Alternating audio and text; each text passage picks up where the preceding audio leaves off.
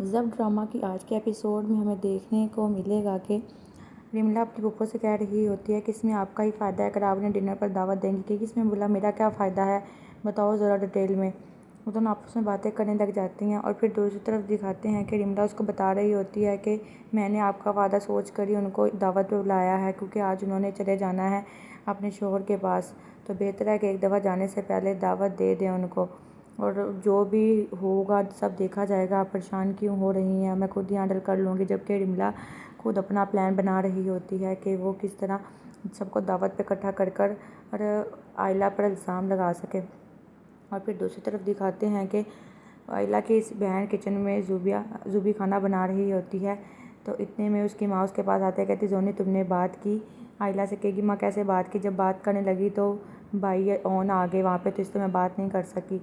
तो उसकी माँ कहेगी जाओ जाकर अब बात कर लो। कहेगी जाकर माँ बात करूँ तो क्या करूँ, पहले आप सोच लें आपने अपनी बेटी का अभी घर बसाना है कि नहीं बसाना है, ये भी इसको तलाक दिलवानी है।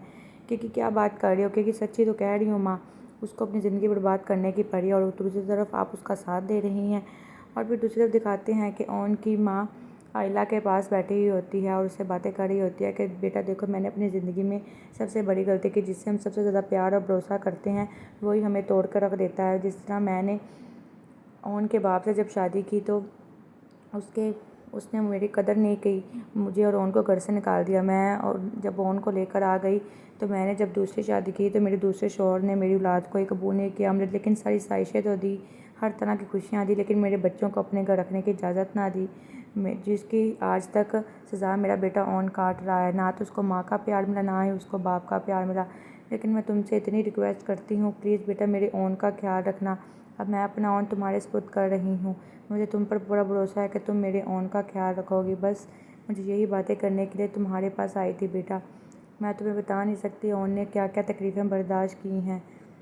वो तुमसे बहुत मोहब्बत करता है, तुम्हारा बहुत ख्याल रखेगा। ये सुनकर आयला जानबूझकर फेक हंसी अपने चेहरे पे ले आती है, लेकिन वहाँ पे इतने में उसकी बहन जोनी आ जाती है कि पुप्पो आप इधर के कि हाँ बस अपना बैग पैक किया था तो सोचा एक दफ़ा अपनी बहू से आकर कुछ बातें ही कर लूँ, इसलिए बस अपनी बहू को मिलने चली आई। चलो बैठो बातें करो। फिर अपनी बहन के पास बैठेगी और काफ़ी देर तक तो खामोश रहेगी।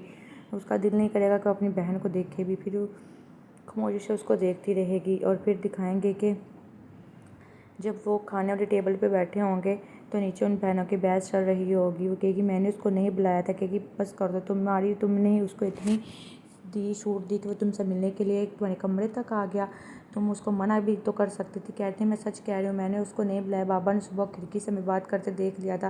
कहते कि अगर तुम तब भी उसका मुँह तोड़ देती तो उसकी इतनी हिम्मत ना होती कि तुम्हारे बेडरूम तक तुम्हारे पास आता। तो मैं बता भी नहीं सकती कि बाबा कितने गुस्से में हैं। तुमने तो कसम खा ली अपने हाथों से अपनी ज़िंदगी बर्बाद कर कर ही रहोगी। अभी वो ये बातें अपनी बहन से कर रही होती है कि वहाँ पे ऑन आ जाता है, वो जल्दी से चुप कर जाती है। वो ये सुन लेता है जब उसकी बहन कह रही है तुम मेरे कमरे से दफ़ा हो जाओ, लेकिन ओन को देख के वो खामोश हो जाती है। ओन को पता लग जाता है कि ये अपनी बहन जोनी से बदतमीज़ी कर रही है। तो इतने में वो जानबूझकर ओन से पूछेगी ओन भाई मैं आप दोनों के लिए खाना लेके आऊँ। कहेगा हाँ जाओ। अपनी पहले बहन से पूछ लो कि मुझे भूख नहीं है, मैंने खाना नहीं खाना, खाना है किसी और ने तो खा ले। फिर जोनी ओन की तरफ देखना शुरू कर देगी तो ओन कहेगा जाओ जोनी तुम खाना ले आओ, हम यहीं पे ही खाना खा लेंगे। जोनी खाना लेने चली जाती है तो वो उसे कहेगी तुम्हें मेरी परवाह करने की ज़रूरत नहीं है। कहेगा ये आपकी गलतफहमी है कि मैं आपके दिल में उतरना चाह रहा हूँ। अभी वो बातें कर रहे होते हैं कि वहाँ में निमला आ जाती है। वो कहती है कि तुम लोगों ने खाना खाया। पप्पो पूछ रही है। कहेगा जी खा लिया खाना, जाकर बता दे पप्पो को हमें खाने की ज़रूरत नहीं है, हम खा चुके हैं खाना। ये सुनकर इमला को गुस्सा आ जाएगा क्योंकि उसे अपनी इंसल्ट फील हो गई कि उनसे किस तरह बात कर रहा है। तो वो उनसे कहेगा ठीक है खा लिया खाना, रिक्वेस्ट तो चली जाओ वहाँ से, तो वो चली जाएगी। बाद में फिर इमला उससे कहेगी कि अभी थोड़ी देर तक सब ने पप्पो को छोड़ने के लिए जाना है, आयला घर में अकेली होगी, तुम उसके रूम में चले जाना, उसको मनाने की कोशिश करना। कहेगा पक्का कह रही ना, कहेगी हाँ मैंने कन्फर्म किया आयला नहीं जा रही। और फिर दिखाते हैं कि जब उसकी बहन जोनी खाना लेकर दे जाती है तो ओन उसको कहता है चलो सब कुछ एक तरफ कर दो, बहुत अच्छा लग रहा है मुझे, चलो खाना खाते हैं। वो एक बाइट बनाकर आयला की तरफ करता है, लेकिन आयला कुछ देर तो उसकी तरफ देखती रहती है और फिर गुस्से के साथ उसका हाथ पटक देती है कि मुझे नहीं खाना और तुम्हारे हाथों से तो बिल्कुल भी नहीं। तो फिर दूसरी तरफ दिखाते हैं कि सब तैयार हो रहे होते हैं। फिर उसका बाप कहता है कि तुम और तुम्हारी माँ ड्राइवर के साथ आ जाना। कहेगी क्यों हम आपके साथ नहीं जा सकते। कहेगा कि जोनी भी तो जा रही है इसलिए। और आयला क्यों नहीं जा रही। कहेगी वो बीमार है। फिर आयला के साथ उसे मिलने के लिए कमरे में आएगी। कहेगी बेटा अपना ख्याल रखना। और वहाँ पे ओन भी खड़ा हुआ होगा। देखेगा कि दोनों मेरी माँ और मेरी बीवी दोनों कितनी खुश लग रही हैं। फिर कहेगा कि एयरपोर्ट का टाइम हो गया है, चलें एयरपोर्ट चलते हैं। उसकी माँ कहेगी जी बेटा बस मैं इसको मिलने ही आया होगी। फिर वो उसको गले मिलते और चली जाती है। और फिर दिखाते हैं जैसे वो जाते हैं वो उस आयला के कमरे में आ जाता है और एहतशाम उसे बदतमीज़ी करना शुरू कर देता है। मौके का फ़ायदा उठाता है। आयला कहती है दफ़ा हो जाओ यहाँ से। आयला बहुत कोशिश करती है उसे रूम से निकालने की, लेकिन एहतशाम उसके करीब आता जाता है कि ये मैंने कहा ना, लेकिन वो कहता है मुझे माफ़ कर। तब भी वो उसे धक्का देने लगते तो वो आयला के हाथ पकड़ लेता है। सामने ही आयला का बाप और ओन आकर खड़े हो जाते हैं तो दोनों के आंग उठ जाते हैं और आयला ओन सब परेशान हो जाते हैं।